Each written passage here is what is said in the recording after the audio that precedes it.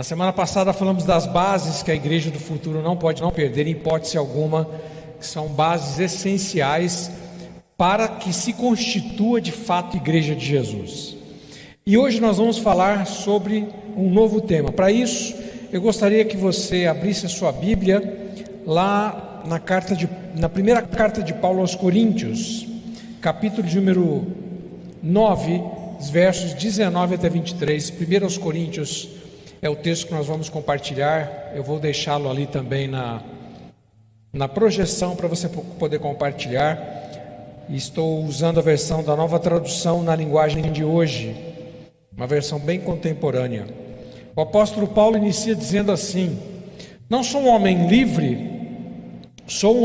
não sou escravo de ninguém, mas eu me fiz escravo de todos, a fim de ganhar para Cristo o maior número possível de pessoas.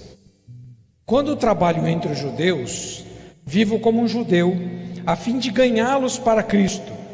Não estou debaixo da lei de Moisés, mas quando trabalho entre os judeus, vivo como se estivesse debaixo da lei, para ganhar os judeus para Cristo. Assim também, quando estou entre os não-judeus, vivo fora da lei de Moisés, a fim de ganhar os não-judeus para Cristo. Isso não quer dizer que eu não obedeça à lei de Deus, pois estou de fato debaixo da lei de Cristo. Quando estou entre os fracos na fé, eu me torno fraco também, a fim de ganhá-los para Cristo. Assim eu me torno tudo para todos, a fim de poder, de qualquer maneira possível, salvar alguns. Faço tudo isso por causa do Evangelho, a fim de tomar parte nas suas bênçãos. O que nós vamos falar nesta noite, a segunda mensagem deste tema, Igreja do Futuro, é a questão da contextualização, a necessidade da igreja ser contextualizada. E quando nós falamos desse tema, contextualização, realmente causa um pouco de confusão. As pessoas confundem contextualização com mundanismo. E qual é a linha divisória? O que marca de fato a linha divisória entre a contextualização e o mundanismo?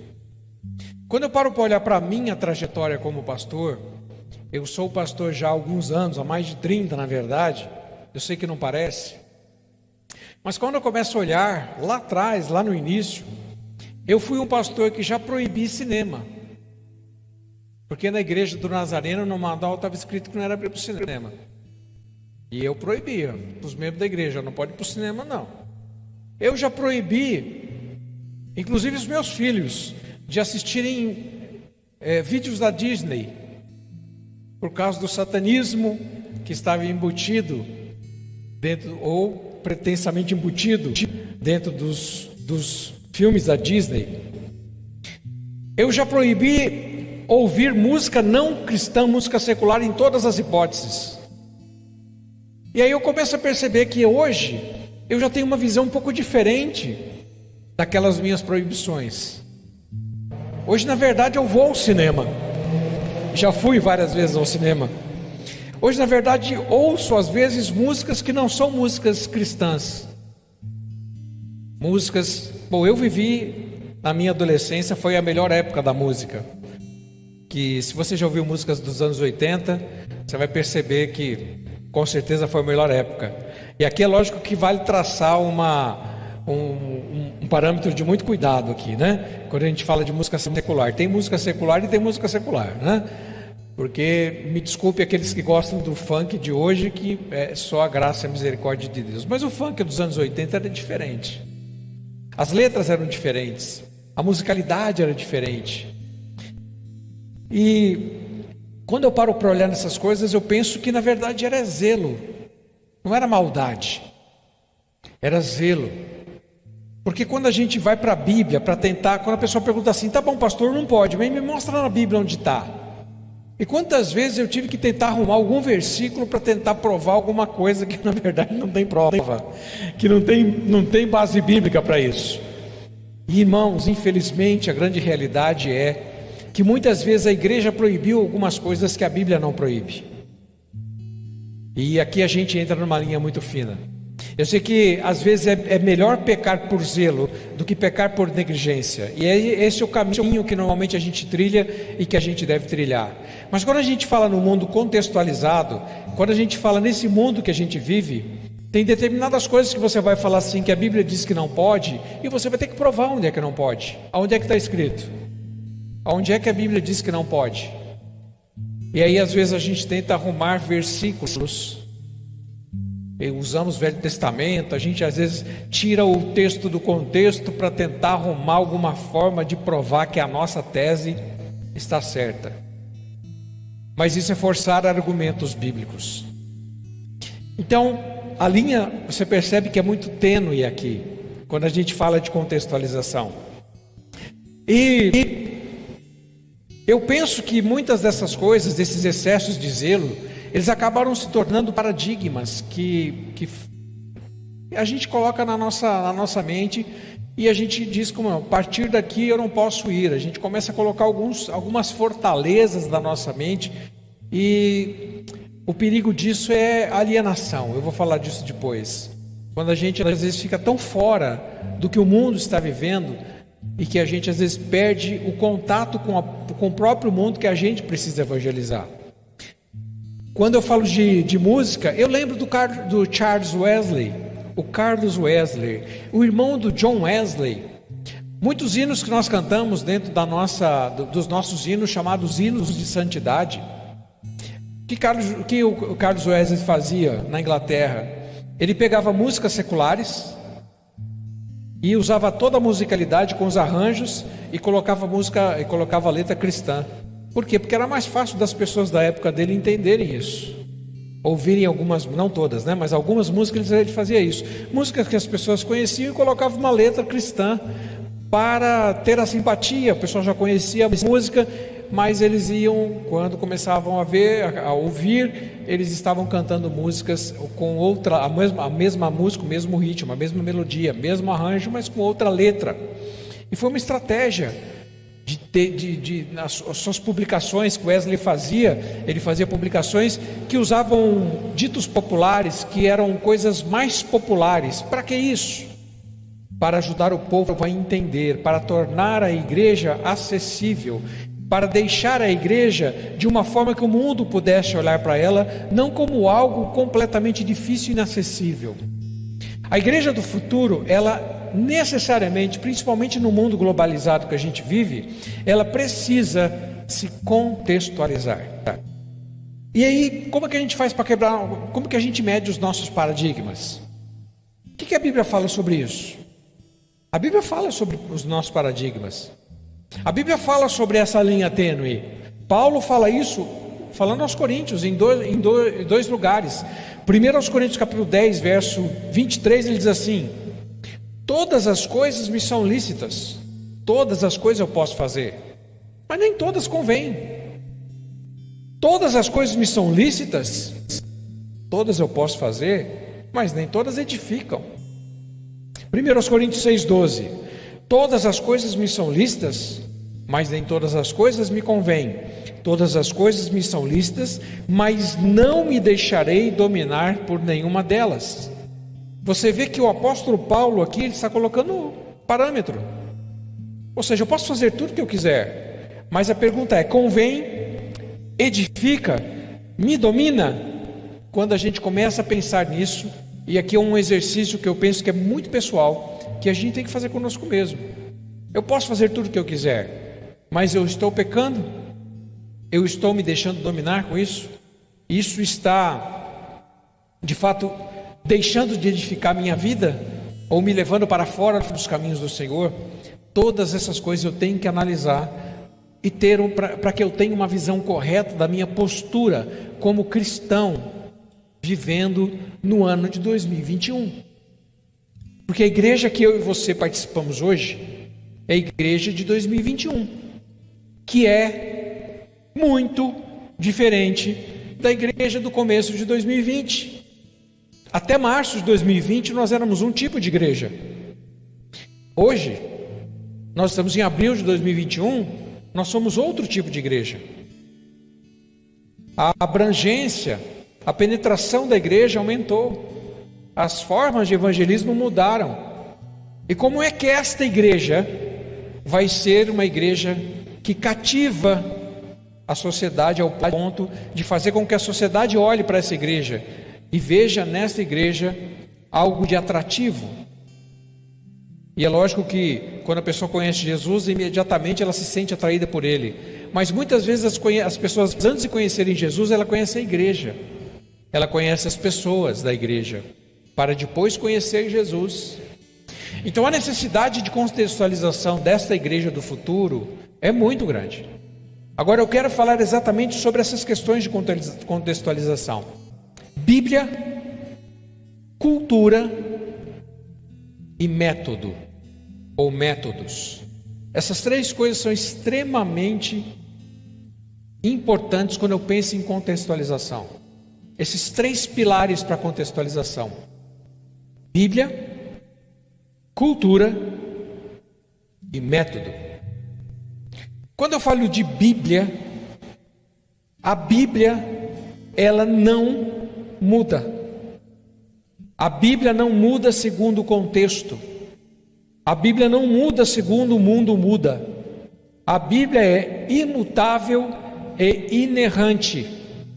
Portanto, quando eu penso em contextualização, eu tenho que levar em primeiro lugar a Bíblia Sagrada como a minha única regra de fé, e de forma alguma eu posso deixar que a Bíblia Sagrada seja de alguma forma sucumbida pela própria cultura, pelo contexto. Agora sim, estamos ali. Por quê, irmãos? Porque Bíblia, para nós a Bíblia é a nossa única regra de conduta e fé. Verso 21, o apóstolo Paulo, relendo para lembrar, ele diz assim, quando ele fala de que quando ele está entre os não-judeus, ele vive como se estivesse fora da lei, e ele diz assim: olha, isso não quer dizer que eu não obedeço à lei de Deus, pois estou de fato debaixo da lei de Cristo. Ou seja, o que ele está querendo dizer aqui? Que muitas vezes na sua contextualização, com o objetivo de ganhar pessoas, o apóstolo Paulo, ele se fazia como alguém que estivesse debaixo ou fora da lei. Ele mesmo diz isso. Assim, quando eu estou entre o não-judeu, eu vivo como se eu estivesse fora da lei de Moisés, a fim de ganhar os não-judeus para Cristo. Esse é um princípio de adaptação de Paulo. Por que Paulo estava fazendo isso? Ele estava se contextualizando, ele estava se colocando no mesmo nível das pessoas que ele queria ganhar. Mas, ele diz, isso não quer dizer que eu não obedeço à lei de Deus, pois eu estou de fato debaixo da lei de Cristo. A Bíblia para nós é imutável, a Bíblia para nós é inerrante. E talvez você que esteja me ouvindo possa, se você não é cristão, ou se você não lê a Bíblia, ou se você pensa naquele senso comum de que muitas pessoas, ao rebaterem a Bíblia, dizem assim: não, mas a Bíblia foi escrita por homens. A Bíblia é um livro ultrapassado. Tem muitas pessoas que, quando você fala assim, mas a Bíblia está escrita na Bíblia, mas eu não acredito. Tem gente que prefere acreditar em coisas que são mais difíceis de acreditar do que acreditar na Bíblia. Mas olha, a Bíblia, ela tem umas centenas de evidências incríveis de que ela é de fato a palavra de Deus. Centenas de profecias que a Bíblia profetizou tiveram o seu cumprimento até o último detalhe. Quem sabe um dia a gente fala só isso, né? Um dia eu preguei sobre as profecias relacionadas a Jesus, ao Messias. Você vê que as profecias que foram faladas a respeito do Messias, todas se cumpriram em Cristo, cabalmente, até o fim, com todos os detalhes. Ou seja, profecias que foram profetizadas 1.500 anos antes de Jesus nascer. Pessoas que nem conheciam Jesus, mas profetizaram, e as profecias da Bíblia se cumpriram cabalmente, mesmo depois que o escritor já tinha morrido. A Bíblia, historicamente, é uma autoridade única. Todas as vezes que se acham escavações arqueológicas que acham escritos, elas comprovam o que você tem na sua Bíblia hoje. Nenhum escrito achado nas descobertas arqueológicas de alguma forma desacredita a Bíblia, muito pelo contrário, eles comprovam a Bíblia Sagrada. Até hoje tem se descoberto, alguns anos atrás se descobriram novas descobertas arqueológicas lá de Qumran. Dezenas de achados arqueológicos, eles confirmam detalhes da Bíblia, detalhes históricos que a Bíblia fala. A Bíblia, apesar de não ser escrita com autoridade científica, porque muitas pessoas dizem que Bíblia e ciência se contradizem, é lógico que a Bíblia não foi escrita para ser um livro de ciência. A Bíblia começa dizendo assim: Deus criou o mundo. Agora, a Bíblia não quer provar como Deus criou o mundo, se foi através do Big Bang, como foi que Deus criou. A Bíblia não quer provar. Apesar da Bíblia não ter sido escrita com um viés científico, existem questões que foram descobertas durante o tempo, que elas comprovam a Bíblia. Olha, a Bíblia já falava que a Terra era redonda. A Bíblia já falava que a Terra era redonda há muito tempo.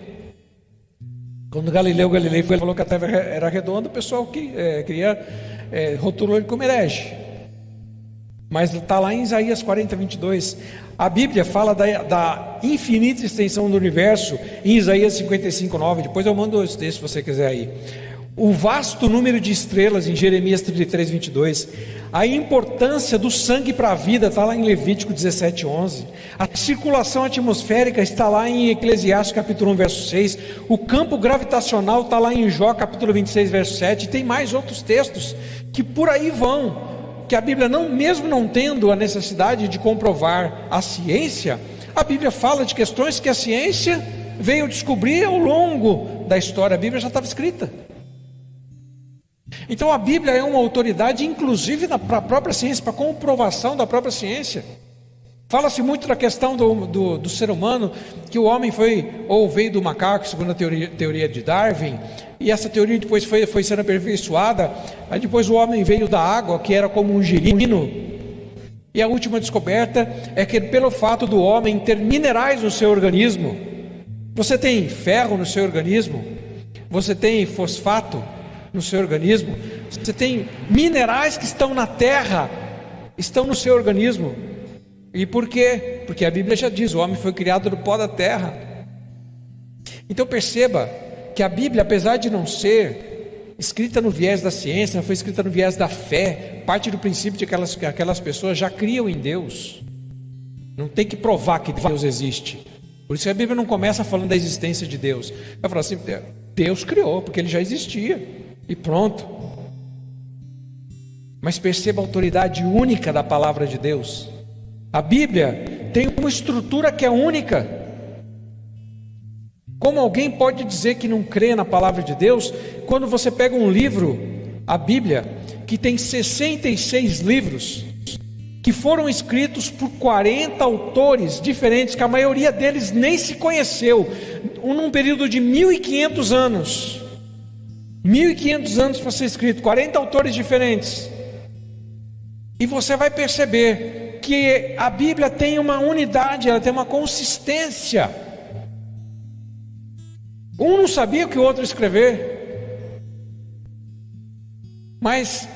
eles eram escritores diferentes. Tinha eruditos escrevendo a Bíblia, como Paulo, mas tinha Pedro, que era pescador, tinha Amós, que era pastor de ovelhas, tinha Davi, que era rei. Você percebe que eram pessoas diferentes, em tempos diferentes, mas quando você pega a Bíblia para ler, você vai ver que é como se ela fosse escrita de uma vez só, porque ela tem uma integridade única. Por isso, irmãos, que Bíblia para nós Não se trata de um livro qualquer. A Bíblia para nós é a palavra de Deus. Ela é a palavra de Deus.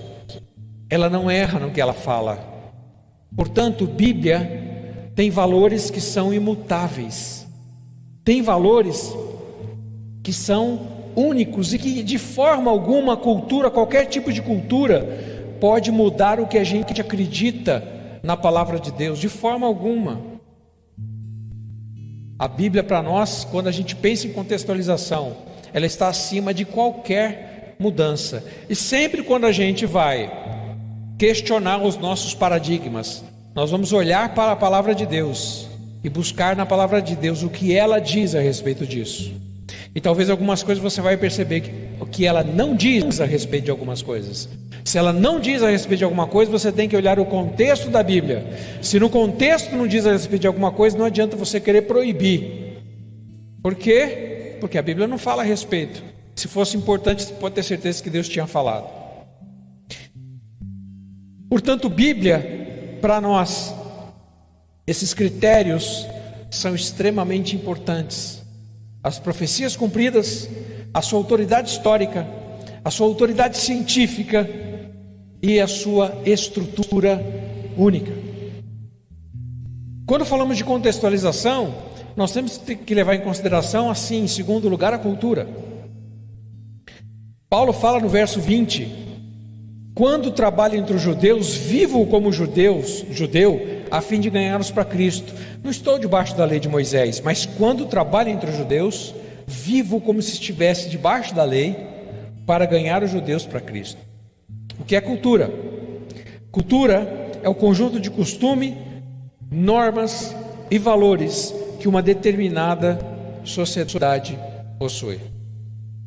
E quando eu penso em cultura, duas palavras quem tem que estar ali, e essas palavras que você está vendo na projeção, são as palavras conexão e confronto. Conexão e confronto quando eu penso em cultura. Eu vou conectar os valores culturais que estão em conformidade com a Bíblia, e vou confrontar os valores que estão em desacordo com a Bíblia. A Bíblia é a única regra de fé, e ela não vai mudar de forma alguma. Então, quando eu penso em contextualização, eu tenho que ver quais são os valores e costumes da cultura, e vou olhar para a Bíblia, e vou ver na cultura o que é que pode ser conectado, o que está em conformidade com a Bíblia. Esse valor cultural eu vou absorver, porque ele está em conformidade com a Bíblia. E vou ver aquilo que não está em conformidade com a Bíblia. E o que não está em conformidade com a Bíblia, em qualquer cultura, tem que ser confrontado. Em qualquer cultura. Então, para contextualização, nós temos que pensar nessas duas coisas iniciais. Pensar na inerrância da Bíblia, na imutabilidade dela, e pensar que na cultura, e aí a gente, quando pensa em cultura, a gente vai pensar na cultura brasileira, a gente vai pensar na cultura da nossa região, que é Sudeste, a gente vai pensar na cultura da nossa cidade, porque exatamente essas coisas que a cultura vive e que estão em desacordo com a Bíblia, nós vamos rechaçar. E aquilo que está em acordo com a Bíblia, nós vamos conectar. Porque a própria cultura, muitas vezes a própria sociedade mundana, entende que alguns valores da cultura são valores que se contrapõem até sobre os seus próprios valores. Mas nós que somos cristãos, nós não vivemos os nossos valores, nós vivemos os valores do reino de Deus. Se Jesus é Senhor da sua vida, os valores que devem nortear a sua vida são os valores que estão dentro do reino de Deus. E é muito importante a gente pensar nisso. E o terceiro detalhe que você vê no texto são métodos. Bíblia é imutável, cultura é adaptável. E método muda completamente. Os métodos podem mudar e devem mudar completamente, porque os métodos estão relacionados, são através dos métodos que nós vamos expressar a nossa Bíblia, a palavra de Deus, para a sociedade que nós estamos vivendo. Então como a sociedade ela muda com muita frequência, e ela sempre mudou com muita frequência. Nos últimos 100 anos foi criado tudo que você tem por aí: avião, televisão, tudo que a gente usa de tecnologia foi criado nesses últimos 100 anos aí. Até antes a cultura, as mudanças elas vinham muito devagar, mas a partir de 100 e poucos anos a ciência começou a se multiplicar, como a Bíblia diz, que é um prenúncio do fim. A ciência foi se multiplicando. E agora, na última década, a velocidade das mudanças foi muito rápida. E pior ainda, quando chegou a pandemia, aí é que acelerou de vez. Os estudiosos dizem que a minha geração, que é classificada como geração X, a geração do meu pai era o Baby Boomer. A minha geração é a geração X. Diz que a geração X, ela, em termos de conhecimento tecnológico, ela se adiantou 10 anos em um ano de pandemia. Em um ano de pandemia, nós aprendemos o que nós íamos aprender e levar 10 anos para aprender. Olha a velocidade. Isso é verdade, não é? Bom, eu estou fazendo uma live, estou agora pregando para uma câmera. Eu tenho alguns irmãos aqui, graças a Deus, para não ficar sozinho. Mas quando é que eu ia pensar que eu ia me tornar um artista internacional de televisão? Gravando vídeo, fazendo edição. Tive que aprender. Os pastores estão tendo que aprender. Então nós crescemos. Todo mundo está fazendo live, gente. Eu antes de vir para cá, eu estava lá 6 horas da tarde, eu estava só correndo o dedo no Facebook. E estava assistindo as lives das igrejas, o início dos cultos das igrejas. Olha, essa aqui está fazendo desse jeito, eu estou só olhando. Todo mundo tem que fazer isso. Os pastores mais velhos do que eu, os pastores da minha idade, os pastores mais novos talvez tenham mais facilidade, alguns já estavam nesse caminho, mas nós tivemos que alcançá-los em um ano. Os métodos mudam frequentemente, e agora com uma velocidade muito maior do que mudavam antigamente. Paulo fala no verso 22: quando estou entre os fracos na fé, eu me torno fraco também a fim de ganhá-los para Cristo. E essa parte eu quero frisar: assim eu me torno tudo para todos, a fim de poder, de qualquer maneira possível, salvar alguns. Irmãos, culto na praça não funciona mais. Ninguém mais evangeliza com culto na praça. Panfletagem, que a gente fazia panfletagem, tem gente que ainda faz, mas o resultado é muito pouco. Hoje a panfletagem acontece no history do Instagram. É lá que é feita a panfletagem, ou é no Facebook que se faz panfletagem. Não existe mais a panfletagem de o evangelismo através da panfletagem. Vai fazer evangelismo em porta em porta, como a gente fazia antigamente? Porque agora todo mundo está dentro de condomínio. Como é que você vai fazer evangelismo em porta em porta? Você vai atender só uma classe, você não vai conseguir evangelizar outra classe não. A classe média, da média para cima, você não evangeliza mais se você depender do evangelismo em porta em porta. Entende? Eram métodos que nós usávamos, mas que agora eles não temos mais como usar. E quando a gente fala aqui em métodos em Paulínia, qual que é a cultura de Paulínia? Paulínia foi uma cidade fundada por imigrantes italianos. A gente tem que entender isso. Os italianos, e eu convivi um pouco com essa cultura quando morei em Curitiba, porque lá também, lá a cultura foi colonizada por alemães e por italianos. Não é um povo fácil de conseguir lidar, de conseguir convencer, de conseguir tornar-se amigo. Mas a nossa cidade foi fundada com base em italianos. Paulínia é uma cidade que tem uma das maiores rendas per capita do Brasil. É uma cidade rica.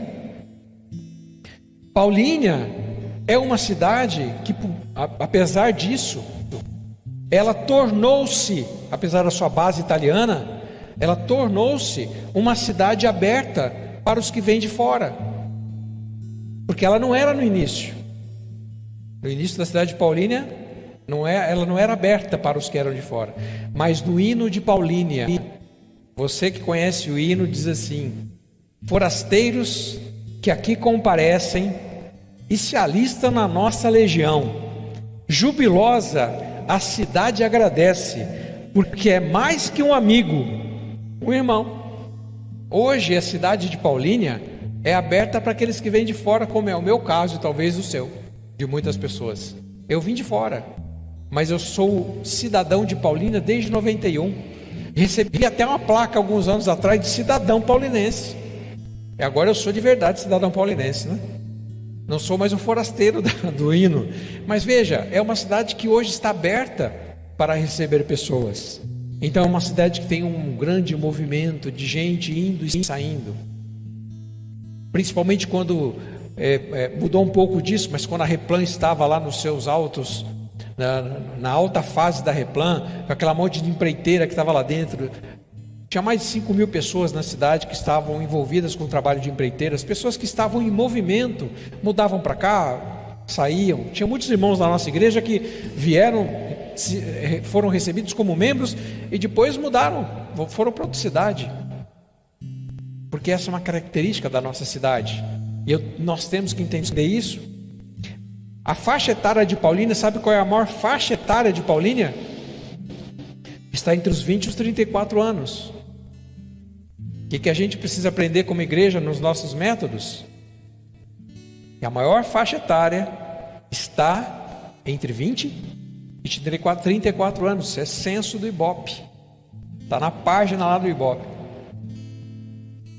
Então nós temos que adequar os nossos métodos para esse contexto de pessoas. Não é que nós não vamos ganhar só essa faixa, mas é a concentração, é o foco. Tem que estar, os nossos métodos têm que focar na maior faixa. E é lógico que como a mensagem do Evangelho é ampla, ela vai atingir outras faixas. E é lógico que vamos fazer isso, não tem qualquer tipo de discriminação, mas isso tem a ver com o método que a gente vai trabalhar. A gente não pode dar tiro para todo lado, né? Então você foca e trabalha baseado naquilo que você tem de dados. Nós estamos numa cidade que tem uma predominância católico-romana, são mais de 50 mil fiéis católicos contra 20 e poucos mil, talvez 30 mil evangélicos. E alguns que não têm religião nenhuma, ou que são só católicos nominais. Então a igreja precisa ser contextualmente atualizada. Se nós queremos de fato projetar a nossa igreja, e aqui cá entre nós já estamos fazendo isso aqui na Monte Calvário, nós já temos pensado nisso já desde o ano passado, de como é que a nossa igreja vai ser, e nós já estamos caminhando nesse sentido, de ser uma igreja dentro dessas características para a nossa cidade. Se você vai para outro lugar, se eu vou pensar em Valinhos, se eu vou pensar em Sumaré, se eu vou pensar em Hortolândia, tem outras características, e as igrejas lá têm que se adaptar. Hortolândia é um fenômeno interessantíssimo. Nós temos 17 igrejas em Hortolândia, tem igreja que está a 3 ruas da outra, e fica tudo bem, porque o pessoal desse bairro aqui não vai nesse bairro aqui, e não adianta, se ele é desse bairro, ele não vai para esse. Então tem que ter igreja aqui, tem que ter igreja nesse bairro, às vezes 3 ruas de diferença, mas é uma característica da cidade. Então, queridos, a igreja precisa ser contextualmente atualizada, a igreja do futuro. E para finalizar, quais são os perigos da contextualização? Parei ali. Quais são os perigos da contextualização? Primeiro perigo: conformar-se com o contexto, conformar-se com a cultura. Se a igreja tomar a forma da cultura, ela se mundaniza e perde a identidade. Por isso que eu disse que a Bíblia para nós é imutável. A cultura não está em primeiro lugar. Quando a igreja se conforma com a cultura, ela se mundaniza e perde a identidade. Mas quando a igreja também se isola completamente do contexto, ela perde a relevância, ela vira gueto, ela não se torna atraente para as pessoas, quando a igreja se isola. Então perceba como existe uma linha aqui para ser traçada na igreja do futuro. A igreja do futuro tem que ter um caminho estudado, porque como Paulo está dizendo aqui, Paulo está falando de contextualização.